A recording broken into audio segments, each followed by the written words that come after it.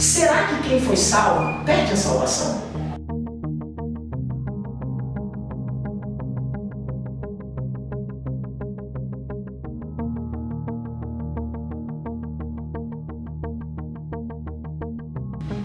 Fala galera, graça e paz, tudo bem com vocês, amigos? Espero que sim. Bom, nesse nosso vídeo de hoje nós vamos falar sobre salvação. Bom, um dos significados de salvação é pessoa ou coisa que salva de um perigo ou de um sofrimento eterno. Esse é um dos significados de salvação. E biblicamente, salvação ela é aplicada no contexto de libertação eterno ou espiritual. E a importância de nós estudarmos a soteriologia, que no caso é o estudo da salvação, é por causa do pecado, que em grego chama-se amartia. Então a amartia ela vem antes da salvação, porque o homem pecou e era necessário para que essa amartia, esse pecado fosse apagado, fosse feita uma propiciação, era necessária a salvação. Então Deus ele vai enviar um meio para que nós possamos outra vez voltar a um relacionamento total com Ele, sem a presença da amartia, que é o pecado. E como ocorre a salvação na vida prática? Primeiro, eu tenho que entender que sou pecador de essência. A salvação ela só faz sentido para aquelas pessoas que entendem que são pecadoras e necessitam de alguém para expiar o seu pecado. A Bíblia vai dizer em Romanos que todos pecaram e destituídos estão da glória de Deus. Ou seja, não há uma pessoa sequer que é justo. Todos pecaram e estamos longe de Deus. Então é necessário alguém que nos aproxime de volta a Deus. E a essência do pecado, quando a Bíblia diz pecado, algumas pessoas entendem como os atos cometidos. Isso é um equívoco, porque o pecado que a Bíblia relata da falta de um relacionamento com Deus não são os atos, por exemplo, mentira, falsidade, idolatria. Isso é a consequência do centro do pecado. A salvação ela é baseada na fé. As pessoas às vezes pensam que para ser salvo é necessário uma caridade ou fazer algo do tipo, mas biblicamente a salvação ela se baseia no sacrifício vicário de Cristo Jesus, para que nós possamos de fato receber essa dádiva e voltarmos a ter um relacionamento com Deus. Nós precisamos crer que o que Jesus fez na cruz é suficiente para me fazer voltar de volta a ter um relacionamento com Deus. Então a minha bondade ou aquilo que eu faço de bom, ela não é capaz de me salvar. Lá em Isaías capítulo 64, o profeta vai dizer que as nossas ações, as nossas boas dádivas, elas são comparadas a trapos de imundícia. Ou seja, tudo o que nós fazemos não é bom. O que existe em nós é a maldade em si. Tudo o que nós fazemos, se não for pela misericórdia de Cristo, não vale. Ou seja, todas as nossas caridades perante Deus não valem de nada. Então tudo que nós fazemos, seja caridade, abençoar o próximo ou qualquer outra coisa, uma penitência, nada disso pode nos fazer voltar a ter um relacionamento com Deus. Nada disso pode nos salvar desse sofrimento que nós vivemos hoje e principalmente do sofrimento que virá logo após a vinda de Cristo. Outro ponto, eu devo ser salvo de quê? Primeiro, eu devo ser salvo da ira de Deus. O pecado produziu em Deus uma ira que ela só será saciada com a entrega de um cordeiro imaculado. E foi justamente o que Jesus fez por nós. A morte de Cristo foi uma morte injusta. Por quê? Lá em Romanos capítulo 6, no versículo 23, vai dizer que o salário do pecado é a morte, mas o dom gratuito de Deus é a vida. Ou seja, se Jesus Cristo não tinha pecado, como é que ele foi morto no nosso lugar? Porque a morte de Cristo, quem deveria morrer no lugar dele, éramos nós. Mas ele morreu injustamente pelos injustos, para que crendo nele, nós tornássemos justos juntos com Cristo. Então a morte dele foi uma propiciação no nosso lugar. Ele morreu a morte de cruz por causa do meu e do seu pecado. E para que de fato nós possamos desfrutar da salvação em Cristo, é necessário a fé nele. É necessário crer que naquela cruz do Calvário, todos os nossos atos de imundícias estavam sendo jogados nele. E que através da sua ressurreição, hoje, nós teríamos uma vida plena em Deus.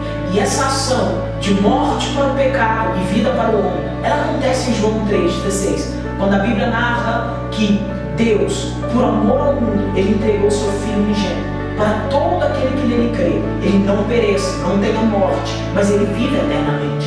Ou seja, Deus, ele entregou o seu Filho ao mundo, não para condenar o mundo, mas que por meio dele, todos nós fossemos salvos. A vontade de Deus é que ninguém se perca nessa terra.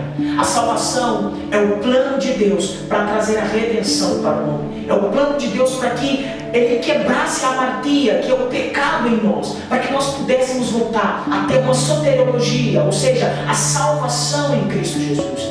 Tudo que Deus fez foi em favor de amor ao mundo, para que nós pudéssemos ser alcançados por meio de Cristo. A salvação, ela está disponível a todos aqueles que nele creem. Outro ponto, como sei que sou salvo?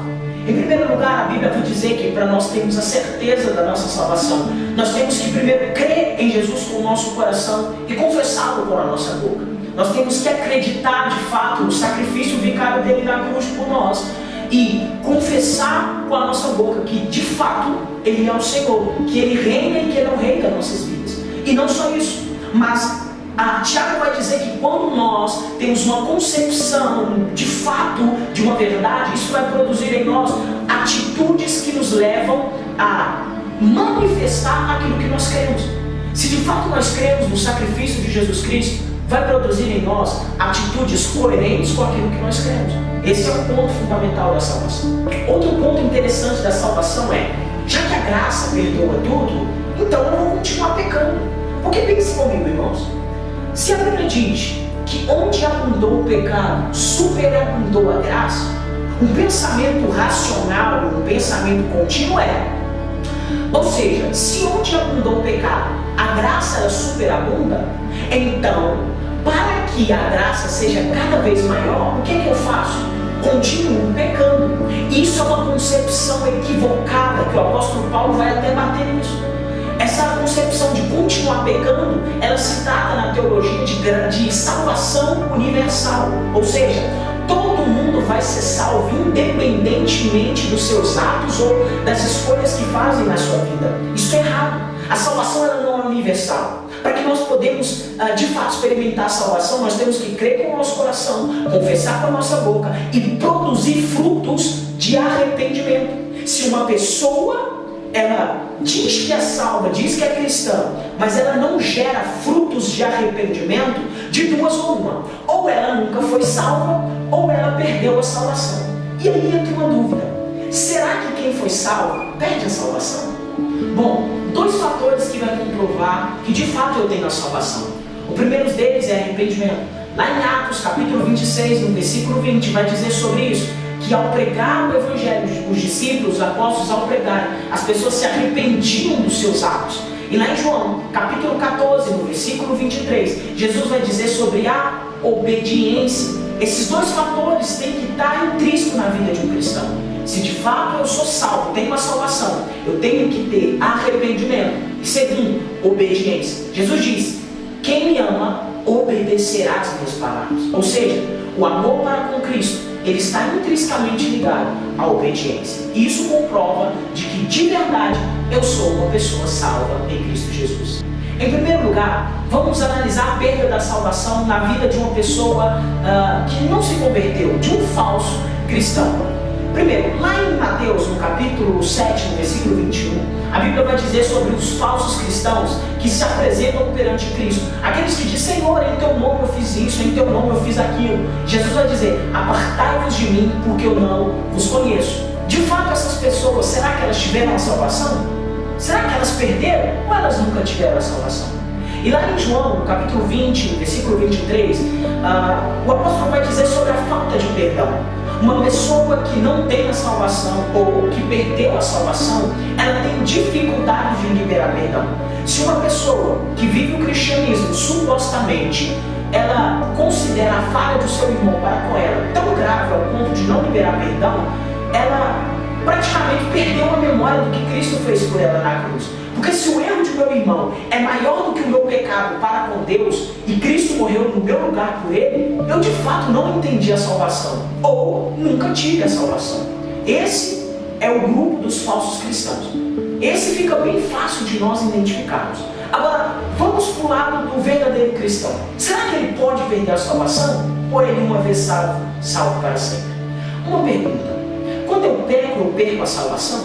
E a resposta para isso é não. Por quê? Em 1 João, no capítulo 2, no versículo 21, o apóstolo João vai escrever o seguinte: filhinhos, escrevo para que não pequeis, porém se vocês pecarem, tenham em mente que vocês têm um advogado fiel, um intercessor junto ao Pai.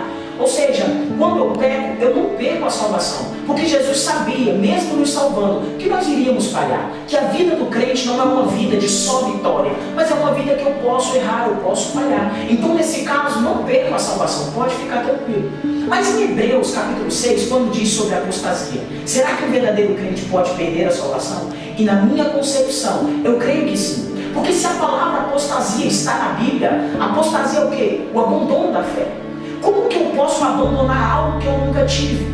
Para mim abandonar alguma coisa, eu tenho que ter isso. Por exemplo, se você tem uma blusa na sua casa e deseja abandonar ela, se você está abandonando é porque você tinha a blusa. Não tem como você não abandonar aquilo que você não teve. Então, é sim possível uma pessoa que vive deliberadamente pecando, e isso já vai se chamar depravação. Uma pessoa que vive deliberadamente no pecado, ela pode perder a salvação sim.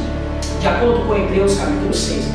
E um texto fenomenal, lá em Tito, no capítulo 1, versículo 16, o apóstolo vai dizer o seguinte: eles dizem que conhecem a Deus, mas com os seus atos o negam. Ou seja, uma pessoa que perdeu a salvação, a característica dela é que ela não confessa verbalmente que ela não crê em Deus, ou que de fato ela não é salva, mas com o seu estilo de vida e com a sua vida prática, ela está negando o sacrifício de Jesus Cristo. Então nós devemos ficar medindo a vida das pessoas: olha, esse é salvo, esse não é. Não. Esse tema trazido em debate aqui não é para a gente olhar para a vida dos outros, é para a gente analisar a nossa e pedir sempre a misericórdia de Deus e nunca achar que nós, por mais que deliberadamente vivamos em pecado, em último momento, em última instância, Deus pode se arrepender e nos salvar. Não, é nós vivemos com a consciência de que se vivemos no pecado, nós poderemos sim ser condenados ao inferno, nós poderemos cair da fé sim. Porque há exemplos disso na Bíblia. Janes e Jambres, eles caíram da fé. E em Hebreus capítulo 6 e vários outros textos nos apontam de que sim, é possível uma pessoa que viveu o Evangelho, sendo um verdadeiro cristão, ele perdeu a sua fé. Agora, se ele caiu da fé, perdeu a sua salvação, ou se ele nunca teve ela, isso não cabe a nós discutir. Porque isso diz muito questão em coração. E coração do homem não tem como discernir. Só Deus pode saber de fato onde essa pessoa falhou. Mas que é possível, isso eu creio que é. Então a nossa função é vivermos em prol de Cristo, é ajudarmos as pessoas, é olhar para os irmãos e ver quando eles estão se desviando da fé, é reanimá-los, é ajudá-los nessa batalha e fazer com que um dia nós encontraremos com o Senhor nos ares. Talvez você não é salvo em Cristo Jesus e vive a sua vida em pecado, achando que qualquer momento, em um instante, você pode se arrepender.